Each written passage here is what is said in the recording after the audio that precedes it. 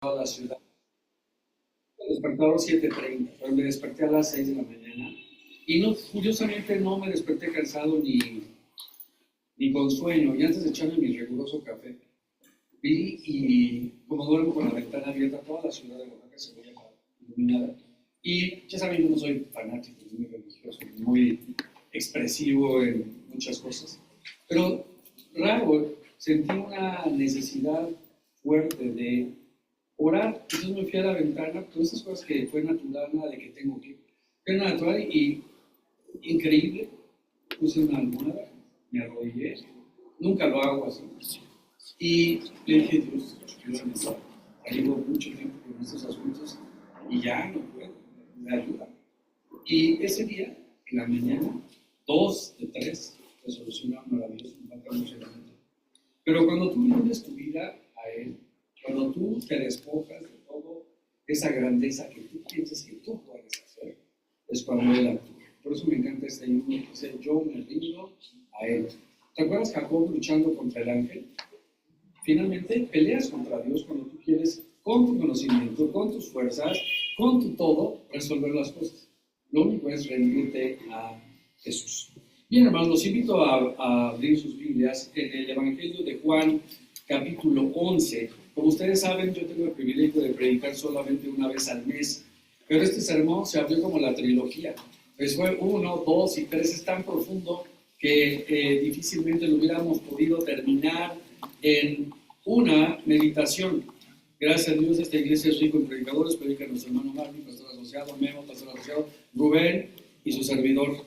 Y me considero el menos preparado de todos en términos exegéticos, pero me siento un apasionado porque Dios es real.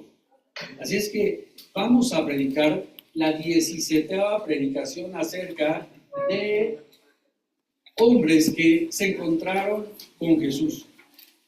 Hemos visto hasta el cansancio que el hombre no busca a Dios. Y a través de todos estos casi 17 sermones, ojalá nos hayan llevado a quitar de nuestra mente cultural, religiosa, el decir, bueno, yo siempre he sido bueno, yo siempre he buscado a Dios, yo siento que Dios siempre ha estado cerca de mí, yo sé que Dios ha estado conmigo porque he pasado por muchas situaciones difíciles y se han resuelto. Y hemos aprendido, de acuerdo a la Biblia, que Dios está cerca de aquellos que tienen un corazón sensible, pero no porque viviera en nosotros y actuara a favor de nosotros. Hay criaturas de Dios y hay hijos de Dios. Y Dios escucha el clamor de la humanidad. Por supuesto, escucha el clamor de las guerras, de las hambres, de los que sufren y que aún no son de Él. Pero Él atiende el clamor de sus hijos. Así es que creo que sí hay personas que tienen una sensibilidad especial por las cosas de Dios, aunque no sean cristianos. Pero no buscan a Dios. Buscan algo. Buscan en la religión un sentido o una forma de encontrarle solución a su dilema. Pero no buscan a Dios, porque la Biblia es categórica y dice, no hay bueno uno. Y aquel que diga que es bueno, hace a Dios mentiroso. También dice, vosotros todos habéis salido de las tinieblas a su luz admirable. O sea, todos salimos de las tinieblas. No importa si tú hayas sido el peor o el mejor en esa categoría humana que de nada siente delante de Dios, todos salimos de las tinieblas y fuimos llamados a su luz admirable. Bajo ese principio, hemos visto que todas estas personas de diferente contexto social, económico, étnico, moral y de tipos de problemas, ciegos, leprosos, paralíticos, reyes, gobernadores, religiosos, todos, en esa diferencia, tenían una necesidad. Había un gran vacío en su vida. Había una necesidad de contar con un propósito en él. Y hemos visto también a través de esas 17 meditaciones que en aquellos que amamos a Dios, en aquellos que verdaderamente somos de Dios, todo lo que nos sucede en la vida tiene un propósito. Dios no hace nada, absolutamente nada, ni permite que suceda nada en aquellos que somos sus hijos, sin antes tener un propósito definido. Por supuesto hay pruebas, hay dificultades, hay situaciones difíciles, pero Dios contempla eso. Y es porque quiere hacer crecer nuestra fe, corregir algún error, quitar una relación incorrecta, quitar un negocio incorrecto, o simplemente hacernos crecer en la fe. A través de 17 sermones también hemos visto que Dios, su propósito en nuestra vida no es buscar nuestra comodidad. Porque alguien dice, no, es que de soy cristiano no tengo lana. No, ese no es el propósito de Dios en nuestra vida. Ni nuestra felicidad. Siento decepcionarte y decirte que Dios no busca nuestra felicidad. Dios busca hacer crecer nuestro carácter. Dios busca hacer de nosotros alguien más semejante a Él. Y hemos aprendido que hay dos formas. O flojito y cooperando, como dice la Escritura. Tú el alfarero y yo el barro soy, y vemos ese barro moldeable con los dedos, el agua fluyendo, que es el amor de Dios, y dándonos forma, o somos como el escultor con un cincel en la mano, durísimo. Y es cuando nuestra vida se resiste a ser dejado formar por Dios. Pero Él dice, y aquel que comenzó la obra también la terminó. Así es que nosotros decidimos de qué manera queremos o vamos a permitir que Dios cumpla la obra que tiene para nosotros en nuestras vidas. O suavecito, o a golpe y sincero. Y vimos que la semana pasada una historia de todo el mundo conocida, pero vimos también varios puntos profundos que hizo que lleváramos a una tercera meditación acerca de ella que seguro desconoces. La semana antepasada vimos en Juan capítulo 11, y también quieren meterse, si alguien quiere Biblias, hay Biblias a la entrada, al que no tenga Biblia física, también hay lentes para ver de cerca si alguien tiene necesidad de ellos, y si no, bueno, de su Biblia digital podemos hacer. La primera predicación vimos que Jesús tenía amigos, Lázaro, María y Marta. Le gustaba estar con ellos. Le gustaba estarse algunos días con ellos. Seguro cocinaban rico, pero disfrutaba de su amistad. Y vimos el primer principio teológico de nuestra cosmovisión. Dios ama al hombre. Lo ama profundamente. Tan es así que murió en la cruz por ti y por mí, y ahí cargando el pecado de todos nosotros, de los que no están, de los que estamos y de los que vendrán. Pero no solamente Dios ama al hombre, sino quiere relacionarse con él. Y la única forma de relacionarse con él es tener una vida diaria de comunión, y no solamente orar y leer, sino de experimentar el amor de Dios en todos los devenires de nuestra vida. Así es que Dios ama al hombre y quiere relacionarse con él. Así es que Dios disfrutaba de la compañía de sus amigos. Ellos le conocían y les encantaba escuchar el mensaje de Jesús. Cuando Lázaro enferma, le mandan llamar, y ya vimos la primera predicación. Jesús deliberadamente se espera unos días. Lo vimos a profundidad, y hoy no hay tiempo de profundidad a tiempo.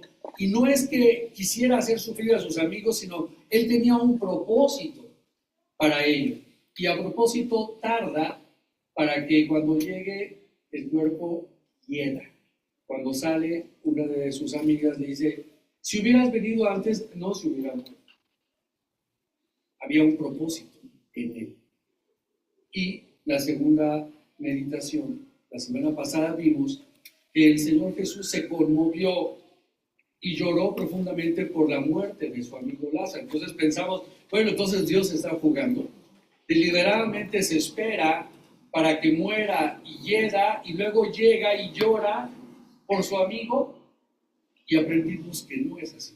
Dios, en sus atributos de omnisciencia, omnipresencia, sabía lo que iba a suceder, sentía dolor por ellos, no estaba fingiendo, pero tenía un propósito para la vida de Marta, de María y luego de Lázaro.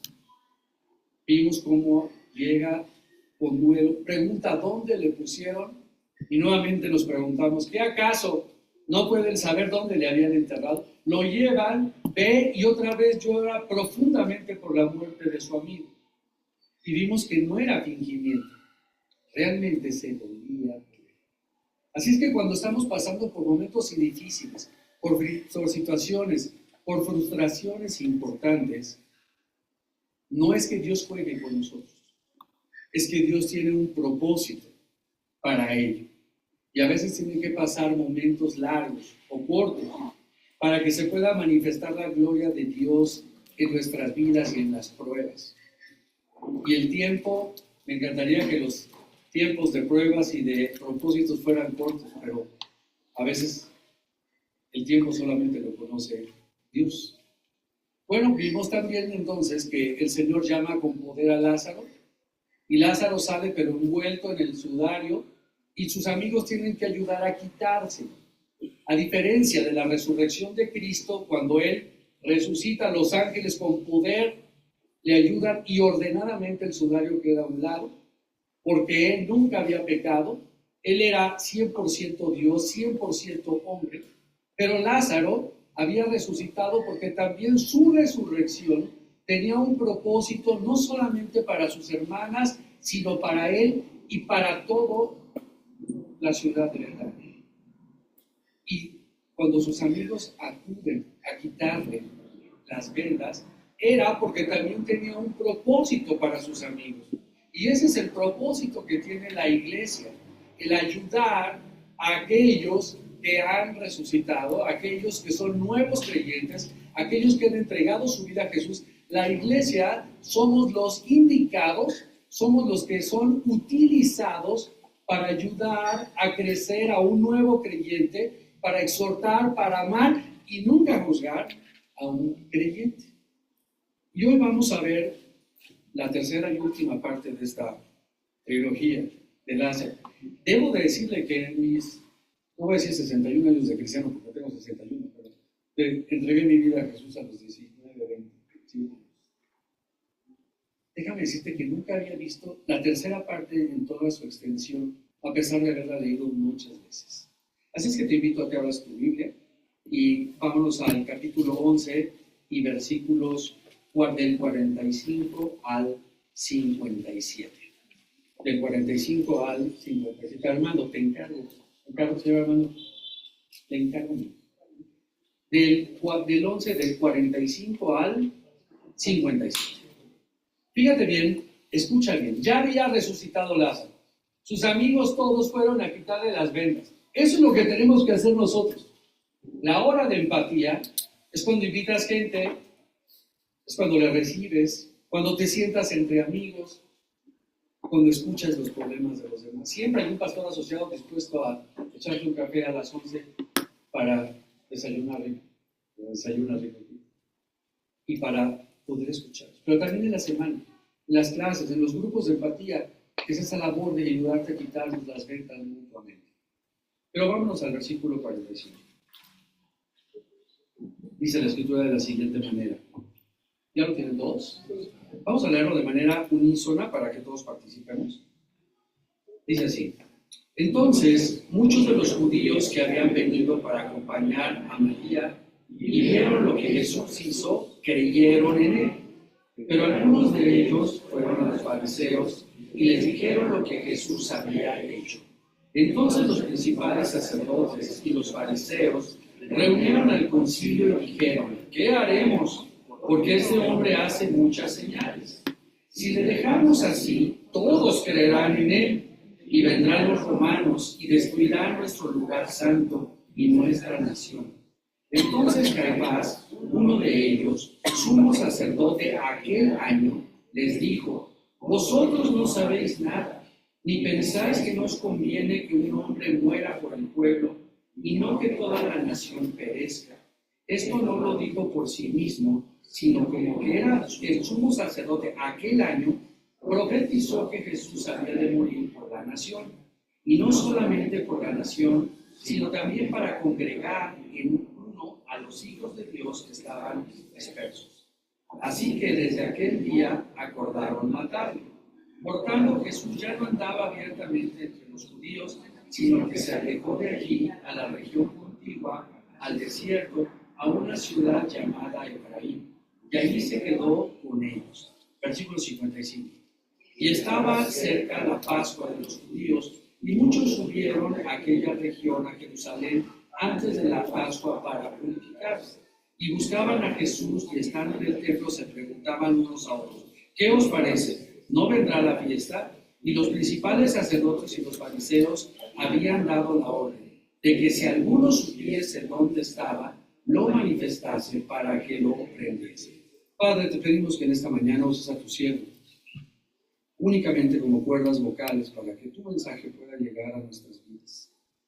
Sabemos, Padre, que tú no usas vasijas sucias, así es que limpian nuestros corazones, pero usas vasijas rotas. Perdona nuestros pecados. Y te pedimos que en esta tercera parte podamos encontrar una aplicación a nuestras vidas. En el nombre de Jesús. Amén. Dice la Escritura que después de la sorpresa de ver a Lázaro resucitado, habiéndole auxiliado para quitarle las vendas, ¿te imaginas el gozo que hubo en aquel lugar? Seguramente armaron una pachanga Marta y María, y como sabían guisar bien, seguramente había un gran gozo. No había pasteles, sino yo enviaría uno, pero había un gran gozo entre todos ellos, porque alguien que había estado muerto, ahora había resucitado. El Señor Jesús había dicho en el sermón anterior que esta muerte no era una muerte como la concebían, sino era una muerte para testimonio. Nuestros problemas, nuestras situaciones difíciles de la vida, muchas veces son usadas por Dios, inclusive para testimonio de otros. No solamente de nosotros, sino de otros. Cuando la gente puede decir, si resucitó a Lázaro, tal vez pueda hacer lo mismo conmigo. Pero yo me pregunto si eso es verdad en nuestros corazones. Porque tú puedes decir, ¿tú crees que resucitó a Lázaro? No, pues sí, la Biblia lo dice. Dios puede cambiar tu vida. Y dices, hijo, ¿quién sabe? ¿Por qué es más fácil pensar en que Dios puede actuar con fe y poder en la vida de otros y no en nuestra propia vida? ¿No te das cuenta de eso? ¿No te das cuenta que es más fácil pensar que Dios puede tener poder y actuar con fe en la vida de otros y no en la nuestra? Hoy al final del culto vamos a orar por nuestro hermano Memo, que, perdón por la expresión, hermano, empolló a un bebé que nace mañana. Un embarazo apasionado, largo, planeado, todo delicado, porque eso vamos a orar. Y mañana, y todos podemos orar y decirle, sabemos que Dios actuará en él, ayudará a los médicos y todo, y lo hará. Y verdaderamente lo creemos y lo vamos a hacer. Pero cuando piensas que Dios pueda actuar en tu vida y cambiar ciertos problemas, patrones, conductas, hábitos, relaciones incorrectas y lo demás, es cuando ya no tienes la misma fe. ¿Por qué es más fácil pensar que Dios puede actuar en la vida de otros y no en tu propia vida? Si yo te preguntara, ¿tú crees que Dios puede en esta mañana que empiece, dar la orden y que empiece a llover profundamente? ¿Quién cree que sería posible? ¿Quién cree que Dios puede hacer que salga sol ahorita tremendamente? ¿Quién cree que Dios puede cambiar la vida de un drogadicto y dejar las drogas? Todos. ¿Quién cree que Dios puede cambiar la vida de un matrimonio que está destruido? Y todos decimos, amén. Pero cuando pregunto, ¿quién cree que Dios puede cambiar el carácter de tu esposo? Nadie. ¿Por qué es más fácil tener fe en la actuación de vida de Dios en otros y no en la mía? ¿Sabes? Este mensaje tiene mucho para nosotros. Versículo 45. Entonces muchos de los judíos que habían venido para acompañar a María y vieron lo que Jesús hizo, ¿qué pasó? Creyeron. Cuando nuestra vida realmente tiene un cambio, cuando nuestra vida realmente evidencia esa transformación, esa conversión.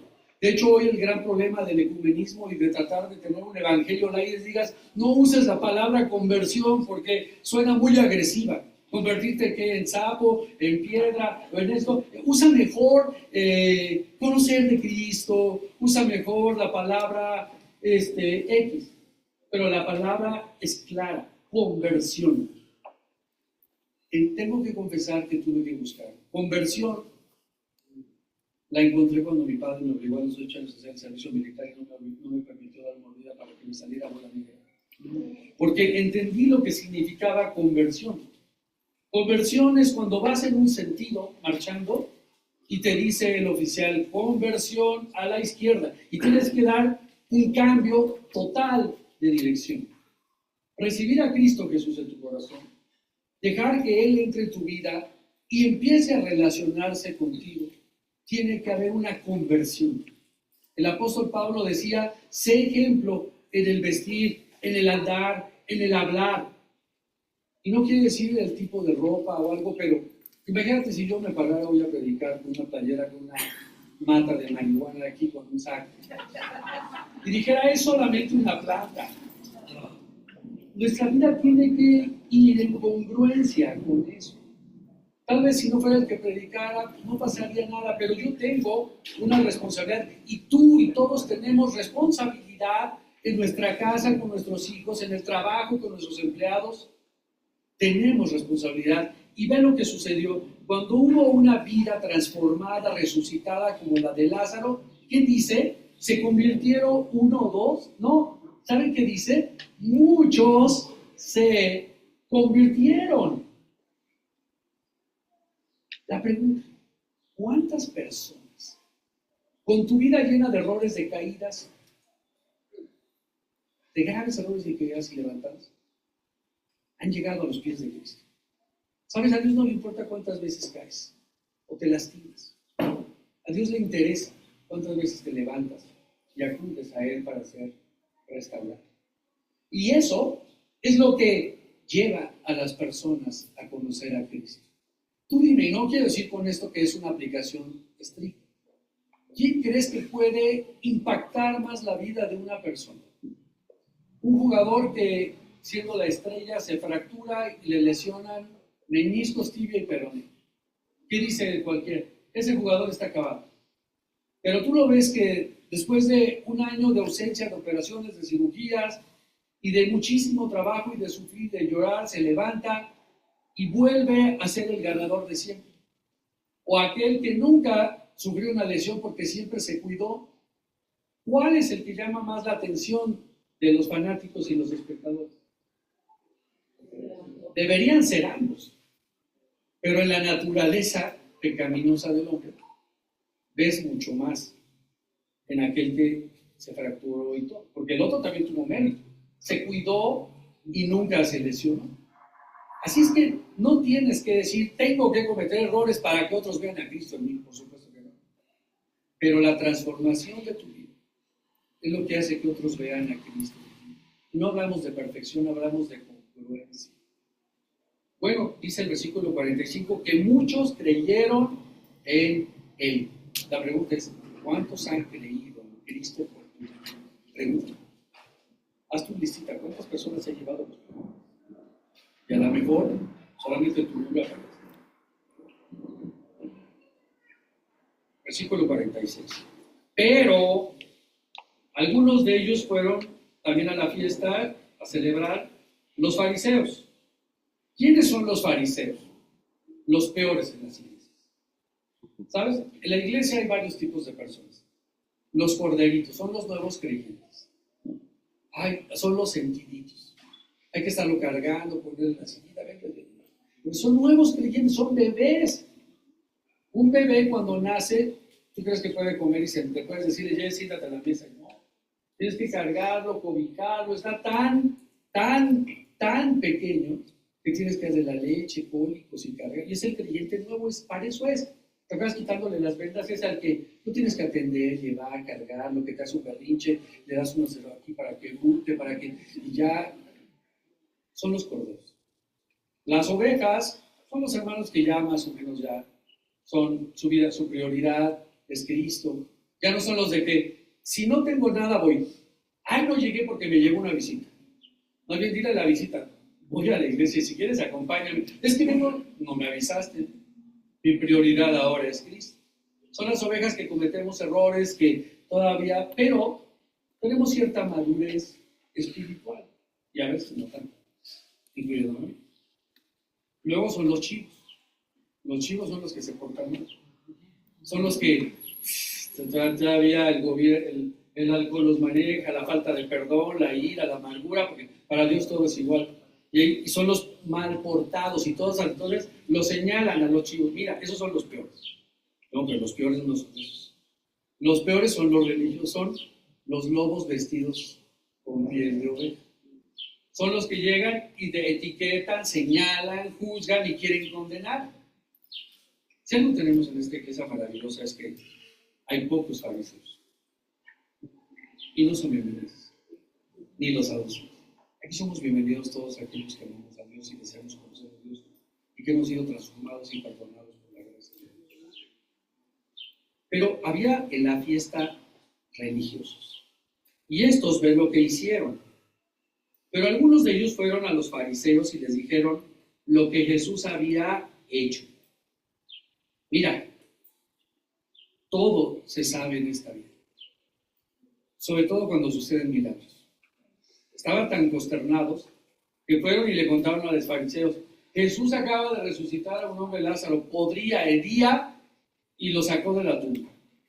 Entonces, 47, los fariseos, los principales, se reunieron al concilio. Era como el cónclave. Hoy el mundo romano es una copia del mundo judío. Un gran Sanedrín, un gran sumo sacerdote y un cónclave. Entonces los llamaron y dijeron: ¿qué haremos? Porque este hombre hace muchas señales. ¿Sabes? El enemigo también se asusta cuando alguien en la mañana baja de la cama y dobla sus rodillas. ¿Sabías? Cuando tú pones tu rodilla en la mañana, Satanás tiembla. Satanás no tiembla haciendo de huye y no. Satanás verdaderamente tiembla cuando un hombre dobla su rodilla, cuando un hombre le dice perdón, cuando un hombre le dice: heme aquí, Señor. Es cuando él tiene verdaderamente miedo. Ellos tenían miedo. Fíjate, el poder político judío tenía miedo porque se acababa de suceder un milagro, una vida transformada. Una vida transformada de un hombre es un impacto en el mundo actual. El mundo no necesita comida, eso es una falacia. El mundo no necesita educación, el mundo necesita a Cristo. Y la única manera de impactar nuestro mundo es no andar predicando y viviendo. Sí, a veces hay que hacerlo y todo, pero es en nuestro núcleo, en nuestro mundo, empezando por nuestra familia, nuestro trabajo, nuestros Dios con nuestra imperfección. Es como empezamos a impactar el mundo. Yo, después de muchos años en el ministerio, he entendido que la iglesia no tiene que hacer congresos, conciertos, no. Es mucha inversión y poca ganancia. ¿Sabes lo que hace crecer una iglesia? El crecimiento orgánico. La enseñanza, el crecimiento, el amor. Quitarle las venas a un recién resucitado. Y nuestra iglesia ha ido creciendo y consolidándose sin hacer mucho ruido. Estamos creciendo, amándonos los unos a los otros. Entonces dijeron: ¿qué vamos a hacer? Porque este hombre está haciendo muchas señales. Si lo dejamos así, ¿qué dice? Todos creerán. Hay 10,000 millones de personas en este mundo.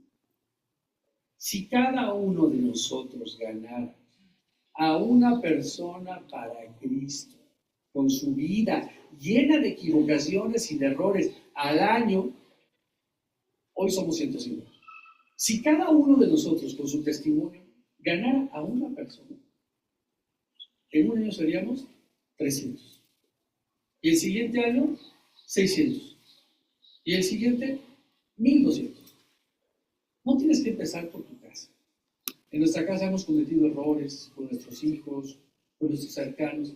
Sé luz donde estés. En el club, ser la reina del golf. Tenemos campeonas de golf, tenemos campeones de juego, de canasta, tenemos campeones de la comida, tenemos campeones en todas las áreas de la vida. ahí brillemos, ahí demos luz y sal. Y entonces el mundo tendrá un referente, que es Cristo Jesús. Entonces dijeron, no podemos dejar las cosas. Todos creerán en Él y entonces vendrán los romanos y destruirán nuestro lugar santo y nuestra nación. Y aquí hay un principio histórico que quiero dejar claro para mayor comprensión de este mensaje. Fíjate, en aquel tiempo, Israel o Judea, como se llamaba, porque Israel había dejado de existir como nación desde que los babilonios y los asirios los llevaron. El imperio romano gobernaba la provincia de Judea, que abarca hoy Israel, Siria y varios países. Pero los judíos eran una espinita en el zapato de los romanos. Iba a decir otra, pero es muy bien. Era una piedra en el zapato. Rebeliones tras rebeliones. ¿Has oído hablar de la rebelión de los macabeos? Se insurrectaban y mandaban legiones y los mataban, pero los judíos nunca se doblegaban ante el conquistador. Entonces ya los romanos estaban hartos, porque el mensaje de Jesús era demoledor para el imperio romano. La Biblia es un libro que desde el principio de la humanidad busca verdades naturales, verdades que cambian la vida de las personas y del mundo. Fíjate, porque en el mundo romano, ¿sabes quién era el todo? El César. El emperador romano era el César. Lo que el emperador decía, eso se hacía. En el mundo romano, el vicario de Cristo es el que dice lo que se hace. Entonces, el que alguien dijera, yo soy el Mesías, el Hijo de Dios, a los romanos no les interesaba la religión. Lo que les interesaba es que alguien atentara contra el poder del imperio. Y si alguien llegaba y decía que era el Mesías, el Hijo de Dios, el Rey de los judíos, era un atentado contra el sistema político, religioso de ese momento. ¿Sabes? Cuando tú recibes a Cristo en tu corazón, crees que Él te ama y quiere relacionarse contigo. Pero hay un abismo entre tú y Dios por tu pecado. Y el pecado ya vimos que no es tomar, que beber. Dice el Evangelio, dice el apóstol, que no te juzgue por lo que bebes o por lo que comas. Pero hay un pecado, y es el abismo. Es el querer vivir a tu manera. El seguir vivir lejos de la voluntad de Dios. Pero en Cristo Jesús tenemos un retorno a la relación original con Dios. Entonces, el evangelio que Jesús predicaba detonaba el sistema político de ese tiempo y era un caos político. Pero vean la hipocresía, la doble hipocresía aquí de los judíos. Lean. Dice, si lo dejamos así, todos creerán en él y vendrán los romanos, ¿y qué dice? Y destruirán nuestro lugar santo y nuestra nación, como sí sucedió en el año 70 de Tito, cuando finalmente se hartaron los romanos, destruyeron Jerusalén, el templo de Salomón, y arrasaron por completo a la nación judía. Desde el año 70 de Cristo, no se volvió a nombrar a Israel como pueblo hasta el año de 1948, cuando las Naciones Unidas declaró al Estado de Israel. Pero el mensaje aquí profundo es que el evangelio de Jesús es demoledor. El evangelio de Jesús es transformador. El evangelio de Jesús derrumba absolutamente todo. El evangelio de Jesús debe, en aquel que ha sido transformado, cambiar tus paradigmas. No importar lo que diga de ti. No importar en lo que tú creías. No importar en qué tenías basada tu relación. No importar en nada. Sé que es difícil dejar a veces tradiciones, culturas. Inclusive el recibir a Cristo Jesús en tu vida para muchas personas es despersonalizarse. Pero eso significa recibir a Jesús. Sufre una despersonalización. Todo aquello en el cual tú basas tu confianza, tu fe, tus creencias, tus amistades y todo, se viene abajo ante el eminente conocimiento de de Cristo Jesús.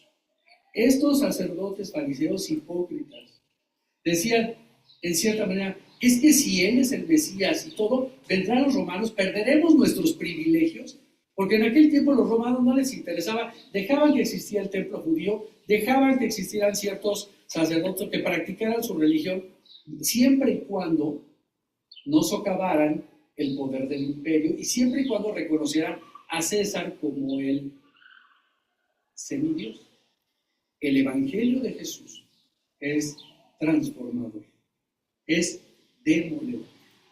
Así es que tu vida, cuando la recibiste en tu corazón, no importa en qué tiempo, debió haber sido demoledor, debió haber sido transformador. Y si no lo ha sido, nunca es tarde. Tal vez has conocido mucho de Dios. Tal vez te sabes la Biblia de memoria. El diablo se sabe la Biblia de memoria. Cuando intentó a Jesús en el desierto, se la sabía de memoria.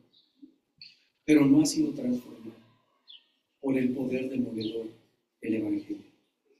Y mira, vamos a seguir. Entonces, Caifás, uno de ellos, sumo sacerdote aquel año, les dijo. Bueno, ¿quién era el sumo sacerdote?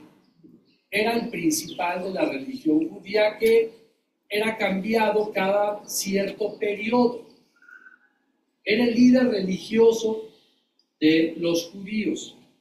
Pero fíjate el poder de Dios como arrasa aún con las religiones, con los líderes y todo. Dice, entonces Caifás, uno de ellos, sumo sacerdote aquel año, les dijo, vosotros no sabéis nada. Y quiero que lo lean los dos versículos siguientes para ver, porque aquí hay un mensaje impresionante. Dice, ni pensáis que nos conviene que un hombre muera por el pueblo y no que toda la nación perezca. Y me pregunto, ¿lo dijo verdaderamente o lo dijo en un lapsus de inconsciencia? El gran sumo sacerdote dijo, no, fíjense lo que dice literalmente, vosotros no sabéis nada, le dijo a los demás, ni pensáis que nos conviene que un hombre muera por el pueblo, y no que toda la nación perezca. Y esto no lo dijo por sí mismo, sino que como era el sumo sacerdote aquel año, profetizó que Jesús había de morir por la nación. Fíjate, eso tiene un profundo sentido teológico. Aún Dios usa a alguien como si pusiera un burro a hablar para lanzar un mensaje transformador. Tu vida, no importa cuán pequeño o grande sea. En este mundo, hermano, ¿sabes cómo te dan tu valor? Uno, ¿no has visto cuando llegas a una fiesta? ¿Qué es lo primero que alguien empieza a presumir en una fiesta? ¿A qué te dedicas? Abogado, licenciado. Nadie dice, soy jardinero, soy... Todo el mundo charolea con su vocación. La otra, paroleas cuántas riquezas tienes. Y la tercera, ¿quiénes son tus amigos? Oh, yo conozco al secretario de acá, no, pues este es mi amigo, no. En eso basan tu valor. Para Dios, nuestro valor no está basado ni en cuánto tienes, ni a quiénes conoces, ni a qué te dedicas. ¿Te acuerdas? Nuestro valor está basado en quiénes somos. Somos hijos de Dios. Y entonces, sin importar cuánto tengas, quiénes sean tus amistades, ni a qué te dediques, Dios te puede usar para transformar poderosamente vidas. Y eso es lo que se llama profetizar, predicar. Dios usó, déjame usar un ejemplo con todo el respeto. Es como si Dios, de repente el Papa, tomara el micrófono y dijera, Jesucristo es el Hijo de Dios, Dios hombre hecho y viviente, y yo no puedo tener ninguna autoridad, y anatema es que yo me llame el vicario de Cristo en la iglesia. Eso sería contextualizar el mensaje al día de hoy. Pues sucedió. El sumo sacerdote dijo, vosotros no sabéis nada, ni pensáis que no viene un hombre muera por el pecado, y no que toda la nación perezca. Y fíjense, eso no lo dijo por sí mismo. ¿Qué pasó? Sino que como era el sumo sacerdote aquel año, profetizó que Jesús había de morir por la nación. Y no solamente por la nación, sino vean, la voluntad de Dios de alcanzar a los gentiles. Sí, Jesús vino por los judíos, pero ¿qué dice la Escritura? Mas ellos no le creyeron, sino que le crucificaron y le mataron. Desde aquí está profetizando él que había venido por su pueblo, pero también por ti y por mí, que somos los gentiles. Hay algunos cristianos que les encanta andar cargando cosas pequeñas o tener en una iglesia cristiana el candelabro de los 7 brazos o la estrella de David, como que están un poco perdidos y ignoran la palabra. Jesús vino por los judíos. Ellos le crucificaron, le mataron, le rechazaron, y él se dio por los gentiles. Está profetizado desde el Génesis. No es malo que traigas una estrella, menos que te llames Moisés, Abraham, David, Owen o algo. Es solamente una bonita artesanía. Pero fíjate lo que dice aquí. Así que desde aquel día acordaron matar. Y este es el mensaje y corolario de esta mañana. Cuando tú recibes a Jesucristo en tu corazón y empiezas a brillar, ¿por qué es lo que pasa? Antes de ser cristianos somos unos focos fundidos. Cuando recibimos a Cristo empezamos a iluminar a los demás. Recuerda el ejemplo, la luna no tiene luz propia. En la noche cuando ves a la luna brillar profundamente, el que debes ver es el reflejo de la luz del sol. Cuando estábamos en las tinieblas, éramos perdición para nuestra casa, para nuestros hijos. Fracasamos en nuestros matrimonios, nos divorciamos, alejamos amigos, alejamos hermanos, parientes, clientes. Pero cuando recibes a Cristo, tu vida es transformada. Y empieza a brillar, y como la grasa de un horno asqueroso, que abres la estufa y está grasienta con cucarachas. Se empieza el horno a calentar y empieza el desengrasante a hacer efecto y empieza a quitarse todo y se empieza a recoger por el poder de Dios. Y ustedes que ocupan lugares, en lugares prominentes, en clubes, en negocios y todo, es una gran responsabilidad ahora el ser transformadores de vidas. Pero ahí viene el problema, te van a empezar a atacar, te van a querer matar. Claro, ahora ya no es matar físicamente, pero ya no te van a querer en el comité del gol, ya no vas a ser famosa, ya no vas a ir a ese lugar porque ahí no te venden libros de alimentos, ya no vas a querer ir acá porque esto, ya no vas a hacer esto y lo otro. ¿Por qué? Porque el seguir a Cristo es tener enemistad con Él. Y dice la Biblia que cuando aceptas a Cristo en tu corazón, tienes enemistad con Él. No quiere decir que te vas a ir a una montaña o un monasterio, no. El mismo te llama que estés en el mundo, pero no seas del mundo. Y que no te dé pena decir que eres hijo de Dios. Y si tú tienes miedo, es porque tienes que leer con más cuidado lo que dice la Escritura. Es despersonalizarte, es dejar brillar y dejar ver que eres un hijo de Dios. No es ponerte un timbre cristiano. Puedo traer 5 y no funciona. Sufrirás persecuciones. Dice la palabra del Señor también, por mi nombre, que dice, os perseguirán. Hay alguien que dice, no, yo no tengo problema, yo me llevo con todo el mundo en el mundo perfecto. Bueno, es un poco subjetivo. Dice la Biblia que podemos ser amigos del mundo, podemos ser amigos de las personas, pero no del mundo. Porque el mundo es poder, dinero, arrogancia y todas aquellas cosas que dice el Señor que detesta. Los enemigos del cristiano son los deseos de la carne y el mundo. ¿Podemos tener relaciones en el mundo? Sí. ¿Podemos tener amistades en el mundo? Sí. Pero ¿qué amistad puede haber entre el agua y el aceite? Ninguno. Bueno, eso dice la Biblia. Pero dice que seas la reina del club, la reina de la fiesta.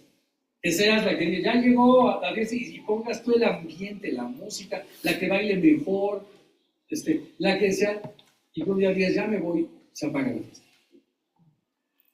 No dice que te vayas del mundo, ni huyas del mundo, sino que estés en el mundo, pero que brilles en el mundo. Y concluimos en esta mañana que el versículo 53. Así que desde aquel día acordaron que matarle. Y también se querían echar al asadito. Imagínense, pobre aquel cuate, ¿no?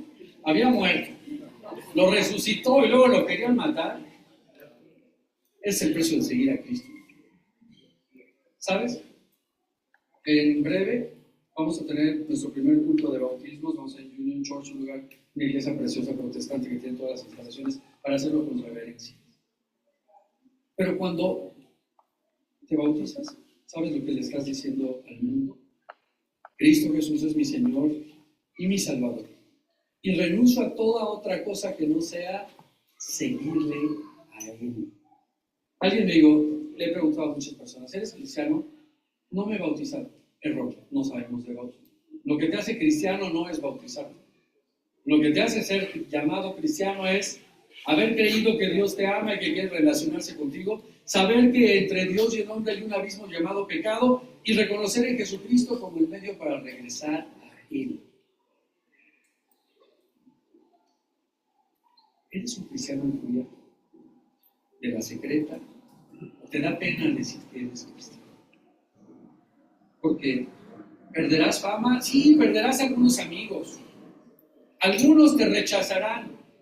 Pero ¿sabes qué? Cuando llegues al cielo, el que te dará la entrada no son tus amigos, no son los sacerdotes religiosos, es, como dice la versión King James, our greatest, highest priest, como dice Filipenses, nuestro gran sumo sacerdote, nuestro Señor Jesucristo. Profetizado aquí por el gran sumo sacerdote judío. Y para terminar, hermanos, dice la Biblia, por tanto Jesús ya no andaba abiertamente entre los judíos, le dio miedo. No, tenía que esperar a que llegara la Pascua y sucediera la crucifixión. Eso no te quiere decir que te pongas un letrero en tu auto que diga, soy cristiano, pégame. No. No, eso no hacía Jesús. Jesús no andaba diciendo, soy cristiano, no, es más, calladito. Yo no ando en el mundo, hermanos, diciendo soy cristiano y le pego un sticker a mi auto que diga, amo a Jesús, porque a veces me pasa, hermanos. A veces me le cierro sin querer a una persona. Pero una vez vi a uno que tenía un letrero que decía, amo a Jesús, y recordándole a todos por la ventana porque tenía licencia. Pues, ¿qué dices? Bueno, lo que pasa es que en aquel tuvo una importación de autos ilegales y había un chorro de pick-ups traídos de Texas y como hay muchos cristianos ahí. Pero vean el ejemplo. Jesús no se anduvo escondiendo porque querían matarle por miedo, porque había un propósito para él. Llegar el día de la Pascua, le recibieran con palmas, luego le crucificaran, resucitarse con poder y con gloria. Nuevamente, un propósito en la vida de él.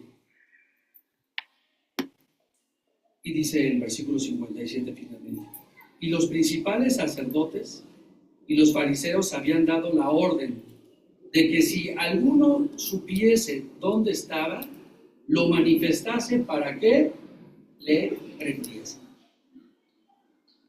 Sí, seguir a Cristo tiene un precio. Sí tiene un precio. La enemistad con él.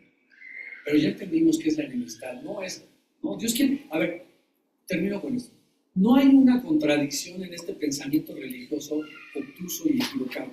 Primero me dice, vosotros sois la luz y la sal del mundo. Y luego dice, vosotros sois como una lámpara que debe alumbrar y que no debe ser tapada con una almohada. Y por otro lado te dice que vosotros no sois del mundo. Estamos en el mundo, pero no somos del mundo. ¿Ves el principio? Es maravilloso. Dios nos envió a este mundo, a esta familia para brillar, para dar luz y sabor al mundo. Pero tendremos persecución. Tendremos persecución. ¿Estás dispuesto a pagar el precio de seguir a Cristo?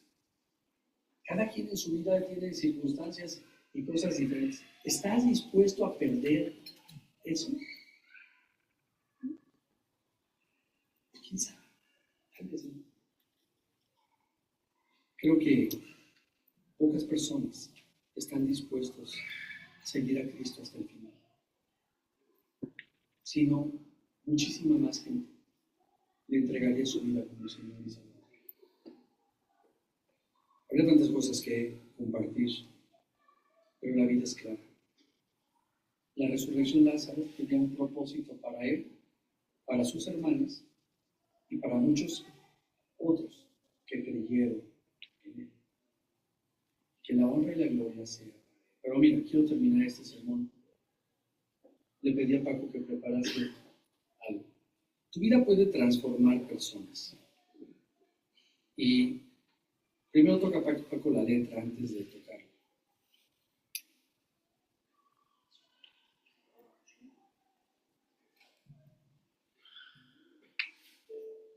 Hay un hermoso himno que dice: enciende una luz. Todo el mundo cree que es por Navidad, pero no es cierto. Es que la gente es tan ignorante. No somos tan. No se toca en Navidad porque enciende una luz y cree que es por los poquitos. Y la usamos en Navidad, lo peor de todo. Pero fíjate, la muerte de Lázaro es un resumen. ¿Te acuerdas que dijo Jesús? Esta muerte no es de muerte, sino para la gloria de Dios. Tus problemas, tus situaciones difíciles, tu caos, tiene un propósito. Y ese propósito es que otros conozcan de Cristo. Ve y termino la meditación del día de hoy. Vete a Romanos capítulo 10, versículo 14. Y la hemos cantado, pero ve hoy en especial canta esto. Hoy algunos nos vamos a un concierto de música cristiana, y está padrísimo, pero al final, escucha esto. Si en tu casa no han caído de rodillas es porque tienes miedo de decir que eres cristiano. Si en el club no hay cientos de rodillas es porque no le has confesado abiertamente. O porque en tu vida hay ciertos pecados que no queremos dejar y no podemos hacerlo porque preferimos el dinero, preferimos muchas cosas antes de hacerlo. Pero Romanos 10, 14 dice: ¿cómo pues invocarán a aquel en el cual no han creído? ¿Y cómo creerán a aquel en el quien no han oído? ¿Y cómo irán sin haber quien les predique? ¿Y cómo predicarán si no fueren enviados? Como está escrito: cuán hermosos son los pies de los que anuncian la paz de Jesús. Y hermosos son los pies de los que anuncian la paz. Si eres transformado, tienes que compartir el evangelio. Paco, cántalos para nosotros antes de terminar esto.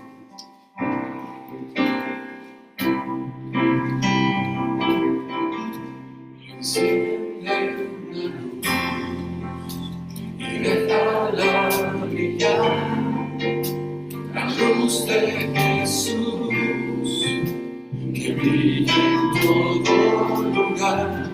No la puedes esconder, no te puedes callar ante tal necesidad. Enciende una luz en la oscuridad. Mira, escucha, tu vida puede cambiar vidas. ¿Y cómo pues invocará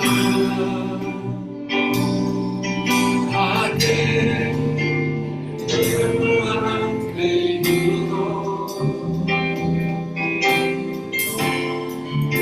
¿Y cómo creerán en aquel de quien no han oído?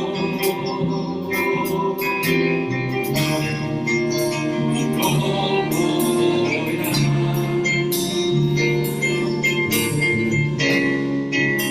si nadie los predica?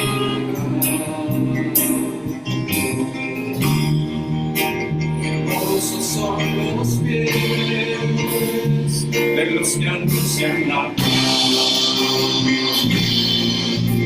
Las puertas nuevas de Jesús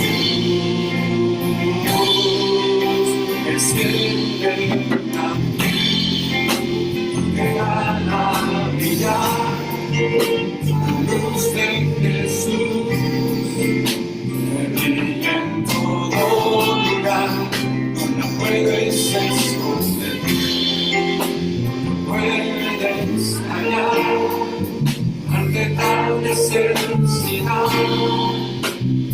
siempre la luz en la oscuridad. Bueno, Padre, gracias por este mensaje en esta mañana. Padre, te pedimos que nuestras vidas imperfectas puedan compartir tu luz y nuestras vidas reflejen tu luz.